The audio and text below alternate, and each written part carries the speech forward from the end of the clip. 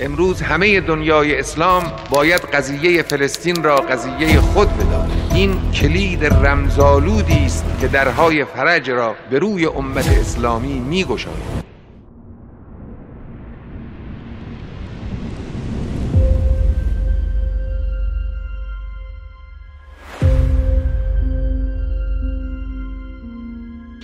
مظلومیم اما ضعیف نیستیم.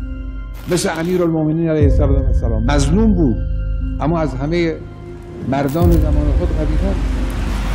فلسطین هم مظلومه هم مقتدره.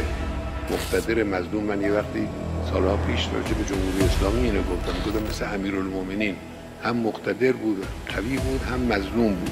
واقعا امروز فلسطین اینجوریه، واقعا قدرتمنده. یعنی جوانهای فلسطینی نمیگذارن قضیه فلسطین فراموش بشه، ایستادن در مقابل تعرض دشمن، در مقابل جنایت دشمن.